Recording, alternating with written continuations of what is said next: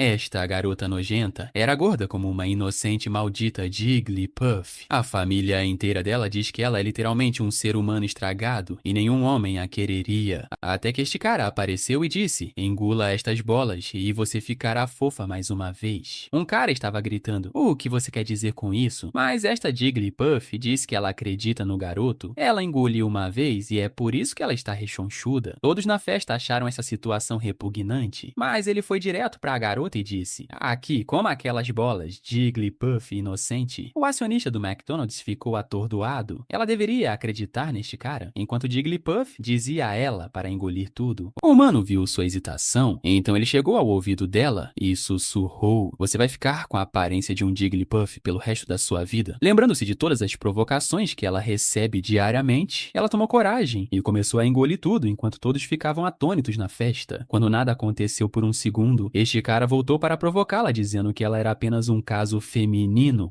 Mas foi quando uma aura dourada começou a aparecer de seus olhos. Sua gordura começou a se redistribuir como um BBL em tempo real, e seus alimentadores de bebê cresceram exponencialmente. Olhando para si mesma no espelho, ela não conseguia acreditar que estava parecendo uma estrela de K-pop. Todos na festa estavam de olhos arregalados, e agora todos aqueles membros feios da alta sociedade estavam implorando para serem os próximos na lista de engolir. E este cara com óculos que estava a provocando agora está implorando por perdão, mas é jogado no chão como lixo. Louco pensar que isto nem é a atividade principal do nosso garoto, porque quando o melhor atleta da escola o desafiou para uma corrida de 100 metros, todos pensaram que ele seria destruído. Este buffet de fórmula para bebês estava rindo, dizendo que um lixo como ele nem deveria ter o direito de participar, e parecia ser assim também, porque no momento em que a arma disparou e o cara correu desesperado, nosso garoto ficou lá sendo provocado enquanto eu aproveito a vista, até que o momento chegou e ele pisou no acelerador e disparou como uma flecha. O loiro ficou chocado, o melhor atleta ficou para trás comendo fumaça, e nosso garoto cruzou com facilidade. O humano ainda farmou mais 5 pontos de aura, apenas esperando o cara chegar perto da linha de chegada só para pegá-la no último momento e destruir o ego do cara. Mas como um novo estudante pode humilhar o prodígio da província? Veja, este cara tinha a aura mais forte no continente de Rudo. 500 anos de treinamento, atingiu o 11º estágio aos 65, derrotou o Rei Demônio e salvou o continente inteiro. Então seus aliados mais confiáveis o apunhalaram pelas costas. E caramba, por que sempre tem uma mulher estragando a vida deste cara? Eu dou um passe pra ele se ele virar um agressor de esposa. Mas naquele momento era apenas sofrimento. Ele gritou que nunca os perdoaria, então ele acordou no corpo de Yayamori Hiroto, um garoto nascido em um clã prestigioso, mas expulso, porque seus conectores de energia estavam bloqueados e seu corpo era inútil. Ele tem poder zero neste novo corpo, mas ele tem 500 anos de conhecimento de luta em sua cabeça e um desejo de fazer as garotas pagarem por isso. Voltando depois da corrida, um valentão da escola esbarra em nosso protagonista e começa a mexer com ele. Ozaki Haru e Rokuba, do clube de boxe e luta, aparecem para lhe dar trabalho. Ele sabe que o dono original do corpo estava sendo extorquido por esses valentões. Pegaram o dinheiro dele sob a desculpa de que estavam protegendo. Rokuba deixa Haru lidar com ele porque há algo estranho em Yayamori. Ozaki acha que lidar com pessoas fracas como ele é fácil e que um soco resolverá, mas as coisas estão diferentes agora. E Yayamori desvia do soco facilmente. Ele revida com um soco poderoso no queixo do valentão. Do ponto de vista de um cultivador, um capitão de clube de boxe é apenas um cara comum. Então ele desfere um chute enorme bem no rosto dele. O capitão de boxe é lançado para trás e cai no chão. Os valentões se perguntam se ele é realmente Yayamori. Nosso protagonista pergunta se eles estão com medo dele. Aqueles babacas não se importam e vêm para cima dele, mas ele agarra os dois e eles gritam de dor dizendo que estavam errados. Os dois caem no chão do banheiro e choram, implorando para que ele os solte. Enquanto isso, o outro valentão, que levou o chute, começa a se levantar. Ele avança contra o protagonista para desferir outro soco, mas é atingido e sai voando, ameaçando-o. O herói diz que da próxima vez ele não sairá tão fácil. Os que ficaram no chão do banheiro com as mãos machucadas pensam que ele é um monstro, dizendo que estavam errados. Eles pedem para ele não chegar mais perto deles. Mas o protagonista tem outros planos. Eles não entendem. E Yayamori diz que eles pegaram coisas dele que ele quer de volta. O valentão imediatamente devolve o que pegou dele. Nosso protagonista sabe que foi longe demais, mas aqueles idiotas não terão coragem de contar a ninguém. A escola tem muitas pessoas e é um lugar irritante, e ele quer sair o mais rápido rápido possível. Felizmente, ele também conseguiu um pouco de dinheiro de seus inimigos. Com essa quantia, ele vai comprar matérias-primas para fazer talismãs de baixo nível. Talismãs são itens que cultivadores fracos compram o tempo todo e até um pedaço de lixo, como ele pode fazer alguns nesse estado. Depois de fazer os itens, ele sabe que pode vendê-los e economizar uma boa quantia de dinheiro. Agora, ele precisa encontrar um lugar adequado para cultivar e comprar ingredientes medicinais. 3 semanas se passaram e não há sinal de que os itens estejam vendendo. As pessoas neste mundo olham para os talismãs com muita superstição. No meio de uma corrida pela rua, o cultivador de nível 1 ele encontra um cachorro ferido. Seus ferimentos parecem graves e o pequeno animal desmaia no chão de dor. Então ele aproveita a oportunidade para testar os efeitos do talismã no cachorro que parece ter sido atropelado por um carro. Ele restaura a saúde do animal que tinha órgãos falhando e trauma físico. Em instantes, o cachorro volta a ficar saudável e começa a latir todo animado. Um homem diz a Chizuru que é apenas um cachorro e não importa se ele vive ou morre. A jovem dama da família Suga diz que ele pensa assim porque foi ele quem atropelou o animal. E irritada, a madame planeja levar o bichinho ao veterinário, até que fica chocada ao vê-lo nos braços do garoto e saudável. Mesmo depois de ter sido atingido, ela pergunta como ele está completamente curado e se o jovem fez algo com ele. O Suga viu o animal completamente coberto de molho de tomate e achou que era um caso perdido. O Ada pensa que ele é um vigarista.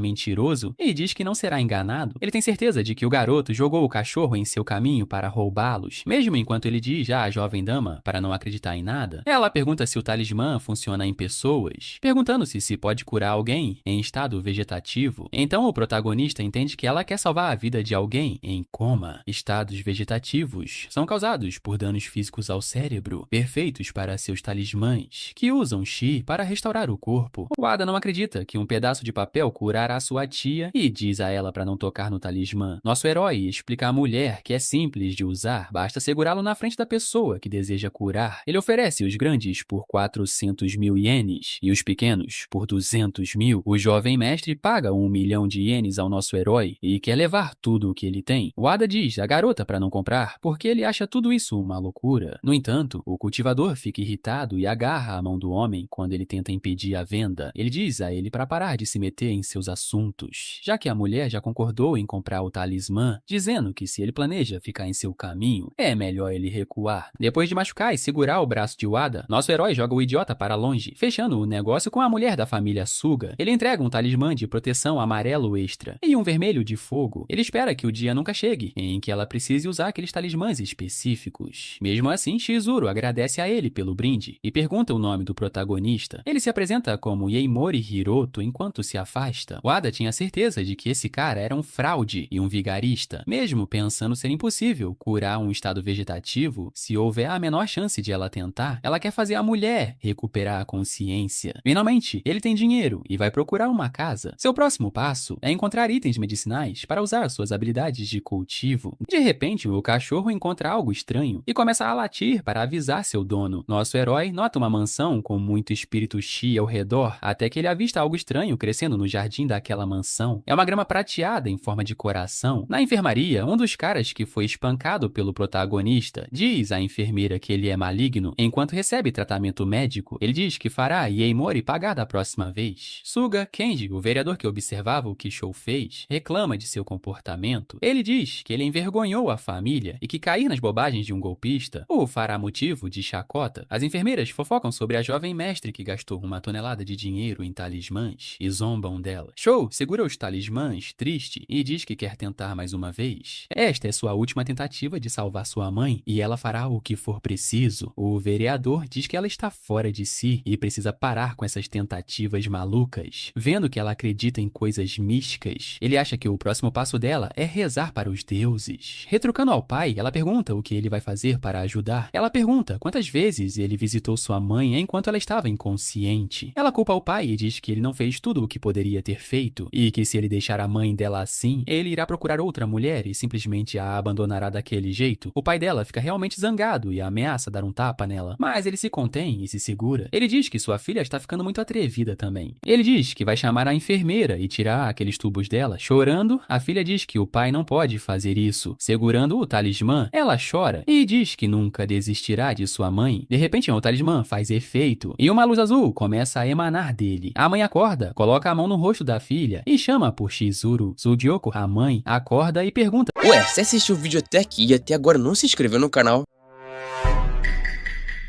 Que isso, mano, você tá vacilando, hein? Bora, meu filho, se inscreve aí pra gente bater 100k de inscrito. Vai me deixar muito felizinho, hein? Sujioko, a mãe, acorda e pergunta se sua filha emagreceu um pouco. O pai fica completamente chocado e sai correndo pra chamar um médico. Ele chama todo mundo, afinal, sua esposa acordou do coma. Chocados, os médicos perguntam se isso é verdade. Eles correm para levar sua esposa para fazer exames. O médico diz que após 1 ano e meio em coma, ela pode conseguir voltar à vida normal. Suga supõe que deve ser graças ao talismã azul. Ele tem certeza de que funcionou, e os médicos acham impossível e não acreditam. O pai pensa que é um milagre, e o médico manda ligarem para o professor Suzuki. O Ada se pergunta se o homem que vendeu o talismã era algum tipo de ser celestial. Yoko abraça Shizuru pedindo desculpas por fazê-la sofrer, mas sua filha fica feliz por ela ter acordado. Certa de que Deus existe, ela quer encontrar o homem novamente para agradecê-lo. Enquanto isso, ele terminou o primeiro passo para retornar ao continente Ryu, que é terminar a mudança para sua nova casa. Ele nunca perdoará as pessoas que o traíram em sua vida passada. Antes disso, ele precisa atingir o nível 11 de cultivo e conseguir fontes de espírito e materiais. Ele sabe que o dia da vingança está chegando e eles pagarão o preço em breve. Nesse ritmo, sua energia vai acabar, porque neste mundo, a energia espiritual é fraca. Para superar isso, ele precisa encontrar um item transbordando com energia espiritual Shiebe. Ele assume que apenas nascentes espirituais ou artefatos